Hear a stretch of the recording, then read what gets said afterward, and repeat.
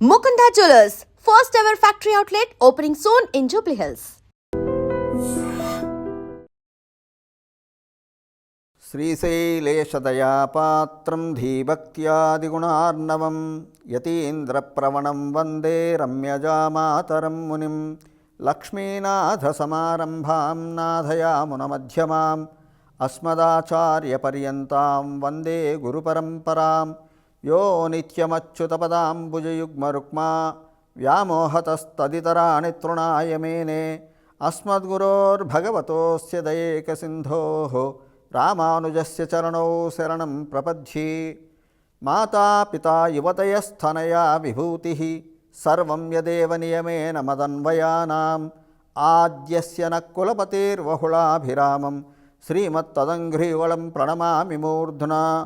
భూతం సరశ్చ మహదాహ్వయభట్టనాథ శ్రీభక్తిసారకులశేఖరయోగివాహాన్ భక్తాంఘ్రిరేణుపరకాలయతీంద్రమిశ్రాన్ శ్రీమత్పరాంకుశమునిం ప్రణతోస్మి నిత్యం.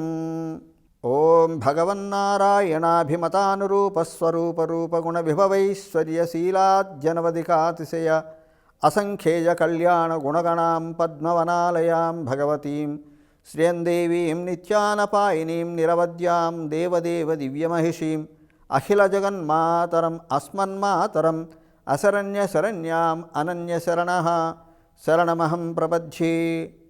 కర్కటే పూర్వఫల్గుణ్యాం తులసీకాననోద్భవాం పాండ్యే విశ్వంబరాం గోదాం వందే శ్రీరంగనాయకీ. నీళాతుంగస్థనగిరితటీ సుప్తముద్భోజ్య కృష్ణం పారార్చ్యం స్వం శృతిశతశిరసిద్ధమధ్యాపయంతి సోచ్ఛిష్టాయాం స్రజినిగళితం యాఫలాత్కృత్య భుంక్తే గోదా తస్యై నమ ఇదమిదం భూయ ఏవాస్తు భూయః. అన్నవయల్ పుదువై ఆండాళరంగర్కు పన్ను తిర్పావై పల్పదియం ఇన్నిషయాల్ பாடிக் கொடுத்தார் நல்பாமாலை பூமாலை சுடிக் கொடுத்தாடே சொல் சூடிக் கொடுத்த சுடற்கொடிய தொல்பாவை பாடி அருளவல்லவல்வலாய் நாடினி வேங்கடவர்க்கு என்ற விதியின் நிம்மாற்றம் நாங்களவா வண்ணமே நலுகு. ఓం అస్మద్గురుభ్యో నమః. శ్రీమతే రామానుజాయ నమః. శ్రీకృష్ణపరబ్రహ్మణే నమః. ఓం శ్రీ గోదారంగనాథాభ్యాం నమః. జై శ్రీమన్నారాయణ. జై శ్రీకృష్ణ. జై జై శ్రీకృష్ణ. ప్రియ భగవద్భక్త బంధువులారా, ధనుర్మాస వ్రతంలో అమ్మ గోదాదేవి చెప్పినటువంటి 3వ పాసురాన్ని ఈరోజు మనం అనుసంధానం చేసి అమ్మ చెప్పినటువంటి విశేషాలు కొన్ని తెలుసుకునే ప్రయత్నం చేద్దాం. ఓం శ్రీ గోదాదేవ్యే నమః. ఓంగి ఉళహళంద ఉత్తమన్ పేర్పాడి நாங்கள் நம்பாவைக்கு சாத்தி நீராடினால் தீங்கின்றி நாடெல்லாம் திங்கள் மும்மாறு பேது ஓங்கு பெரும் சென்னலோடு கயலுகளா பொங்குவளை போதில் பொறிவண்டு கண்படுப்பா தேங்காதே புக்கிரிந்து சீர்த்தமலை பத்தி வாங்க குடம் நிறைக்கும் வள்ளல் பெரும் பசுக்கள் நீங்காத செல்வம் நிறைந்தேலோ రెంబావాయ్. ఓం శ్రీ గోదారంగనాథాభ్యాం నమః. మనకి 3వ పాసురంలో అమ్మ గోదాదేవి ఏం చెప్తుంది చెప్పాం కదా. మొదటి పాసురంలో పరవాసుదేవుణ్ణి, 2వ పాసురంలో వ్యూహవాసుదేవుణ్ణి పాల కడలిలో శయనించున్నటువంటి పరమాత్మ గురించి చెప్పింది. ఇప్పుడు 3వ పాసురంలో ఓంగి ఉళహళంద అని ఒక వామన చరిత్రాన్ని చెప్తుంది. వామనమూర్తిగా అవతరించినటువంటి శ్రీమన్నారాయణుని యొక్క నామ సంకీర్తన చేస్తుంది. ఇక్కడ ఓంగి ఉళహళంద ఉత్తమన్ పేర్పాడి, ఓంగి ఒక్కసారిగా పెరిగి. వామనుడు చిన్న పిల్లవాడిగా ఒక వటువుగా వచ్చాడు బలిచక్రవర్తి దగ్గరికి. 3 పాదాల అడుగును స్థలాన్ని అడిగాడు, 3 అడుగుల స్థలాన్ని. అయ్యో చిన్న పిల్లవాడు కదా, నా పాదంతో కలిసిస్తాను, నీ పాదం ఇంతే ఉంది కదా అంటే, పర్వాలేదనా ఇంత పాదమైనా నా పాదంతోటే యుక్తి కదా. శ్రీ మహావిష్ణువు మహామాయావి, ఆయన మాయలు ఎవరు తెలుసుకోగలరు, కాబట్టి నా పాదంతో ఇవయా 3 అడుగులు అన్నాడు. సరే అని చెప్పి ఇచ్చాడు. ఆయన పాదంతో 3 అడుగులు కొలిచి, ఒక పాదంతో భూలోకాన్నంతా, ఇంకొక పాదంతో పైలోకాలన్నీ కొలిచి, ఊర్ధ్వలోకాలు అధోలోకాలన్నీ 2 పాదాలతో కొలిచి, 3వ పాదంతో ఆ 3వ పాదాన్ని బలిచక్రవర్తి యొక్క శిరస్సు పైన ఉంచి పాతాళ లోకానికి అధిపతిని చేశాడు. రావణాసురుణ్ణి సంహరిస్తే అస్త్రశస్త్రాలు వేసి సంహరించాడు. భగవంతుడి కరస్పర్శ జరగలేదు కాబట్టి వాటితోటే అంతమైపోయాడు వాడు. కానీ బలిచక్రవర్తి అలా కాదు. ఈయన మంచి ధార్మికుడు, యజ్ఞయాగాదులు చేసేవాడు, భగవనిష్ట కలిగి అన్నీ ఉన్నాయి. కాస్త అహంకారం ఆయనలో ఉండడం వల్ల ఆ అహంకారాన్ని తొలగించడానికి, అహంకారానికి కేంద్రస్థానమైనటువంటి ఆ శిరస్సు పైన తన పాదాన్ని ఉంచడంతో ఆ బలిచక్రవర్తి అహంకారము, ఆయన చేసిన దుష్కర్మలు ఏమైనా ఉంటే అన్నీ తొలగిపోయి ఆయన పాతాళ లోకానికి రాజు అయిపోయాడు. అలా తన వైభవాన్ని తనే చాటుకున్నటువంటి మహాపురుషుని అవతారం ఈ 3వ పాసురం. దీన్ని శ్రీ వైష్ణవ సంప్రదాయంలో ఆశీర్వచన మంత్రంగా పాసురంగా కూడా అనుసంధానం చేయడం ఆచారంగా వస్తుంది మనకి. కాబట్టి ఎవరైతే 3వ పాసురాన్ని భక్తి శ్రద్ధలతో రోజు అనుసంధానం చేస్తారో వాళ్ళ యొక్క దుష్కర్మలన్నీ తొలగిపోతాయి, వాళ్ళ ప్రారబ్ధ కర్మలన్నీ కూడా తొలగిపోతాయి.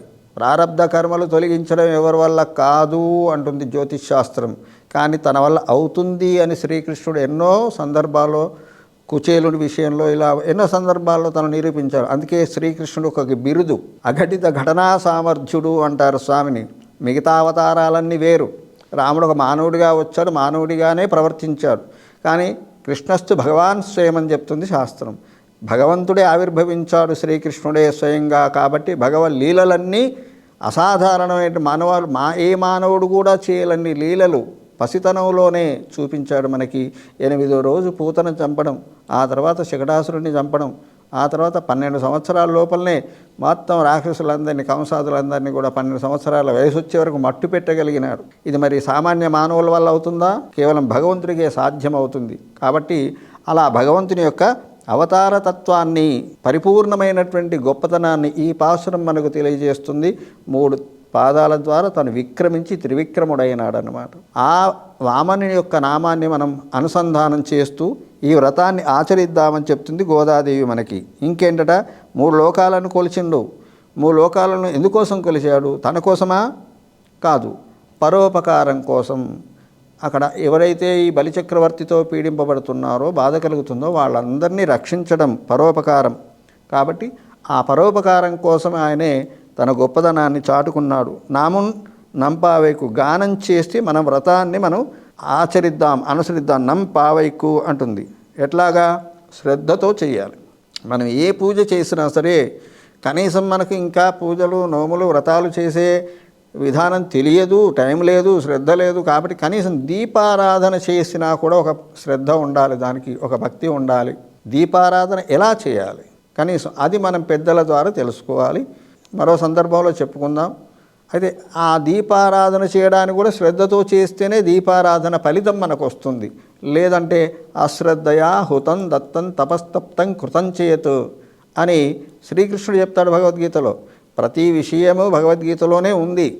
అంటే అశ్రద్ధతో మీరు ఏం చేసినా సరే, ఆధ్యాత్మికమైనటువంటి భక్తి పనులే కాదు, లౌకికంగా కూడా మనం అశ్రద్ధతో చేసే పనులు ఫలితాన్ని ఇవ్వవు. మనకు వంట చేయడం ఎలాగో తెలుసు, కానీ జ్ఞానం ఉంది, శ్రద్ధ లేదు. ఒక దగ్గర స్టవ్, ఒక దగ్గర నీళ్ళు, ఒక దగ్గర బియ్యం పెడితే అశ్రద్ధ వల్ల అన్నం తయారు కాదు. ఏం చేయాలి?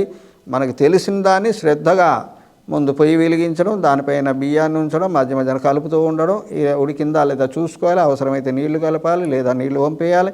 ఇవన్నీ చక్కగా చేస్తే దీన్ని శ్రద్ధ అంటారు. అప్పుడు మనం తినడానికి ఉపయోగపడేటువంటి ఆహారం తయారవుతుంది.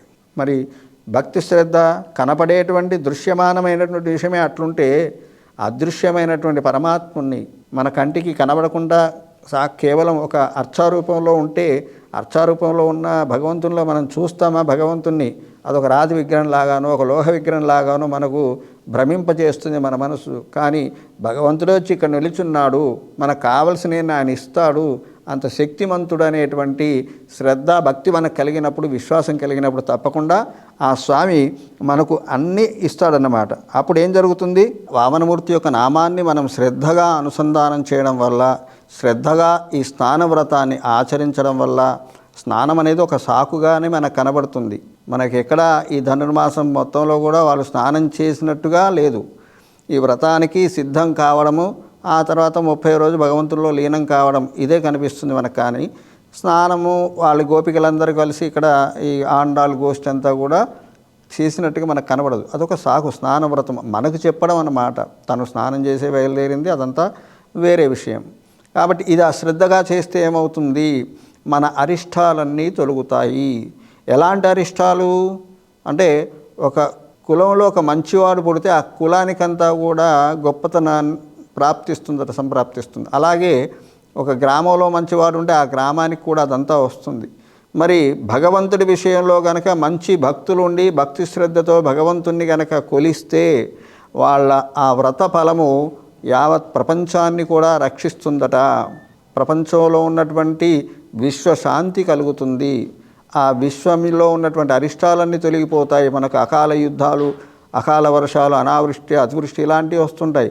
అలాంటివన్నీ కూడా ఈతి బాధలన్నీ కూడా తొలగిపోతాయి. అప్పుడు ఏమవుతుంది?